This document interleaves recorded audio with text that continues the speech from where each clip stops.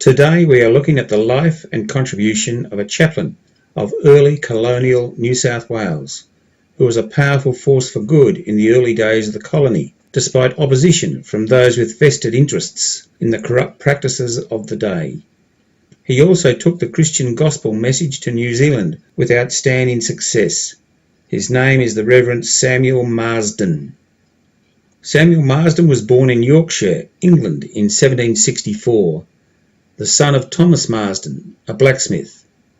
Well known locally as a lay preacher, Samuel was noticed by the Ellen Society of the Church of England. This society sponsored promising but ill-connected youths to train for Christian ministry. In 1790 they sponsored Marsden to study to be a minister of religion at Magdalene College, Cambridge. When the need for an assistant chaplain in the colony of New South Wales arose, Marsden cut short his theological studies to take up this position. He was encouraged by the English reformer William Wilberforce to do so. Samuel was ordained as a deacon in March 1793 and then as a priest in May before sailing for Sydney in July that year at the age of 28. He took with him Elizabeth, his wife of 3 months, and their first child was born toward the end of the voyage as they sailed past Van Diemen's Land. They arrived in March 1794. Marsden was assistant chaplain to Richard Johnson, the first and senior chaplain of the colony. Marsden became the first rector of St John's Church in Parramatta and served in this role from its opening in 1803 until his death in 1838. He baptised, married and buried thousands.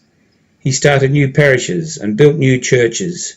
Marsden also established an orphanage and school in Sydney in 1801. He tried to care for the Aborigines around Sydney and to bring the gospel to them. He encouraged merchants and traders, helping turn Sydney from a prison to a city. He served on boards of schools, hospitals and orphanages. Marsden was a man of strong personality and deep religious conviction.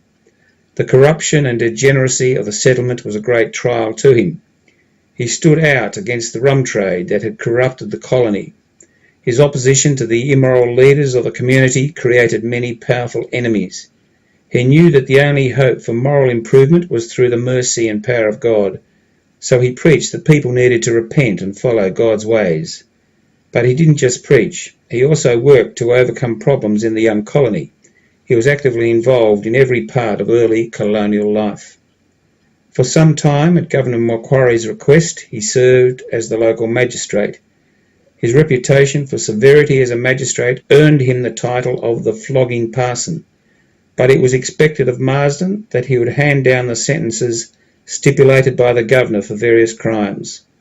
They were, from our modern-day perspective, brutal times when punishments were routinely harsh. This meant that Marsden was blamed for harshness when he had no options. When he sought to relinquish the role, Macquarie threatened to send him home to England. His involvement in the justice system gave his powerful enemies, who did not like his moral improvement efforts, opportunity for criticism. These criticisms have been recycled down the years and have prejudiced some against this man. Marsden had a significant involvement in farming in New South Wales. In 1803 to 1805 he made several reports to Governor King and Sir Joseph Banks on the prospect of sheep breeding and wool growing. He was described by Joseph Banks as the best practical farmer in the colony. He initiated the colony's wool trade and sent the first commercial wool cargo back to England. Alongside all his work in Sydney, he can best be remembered as a missionary, known as the Apostle to New Zealand. He used some of the profits he made from farming to finance missionary trips to New Zealand and the Pacific Islands. He returned to England to recruit missionaries and then sent them to the Pacific Islands, from Tahiti to New Zealand.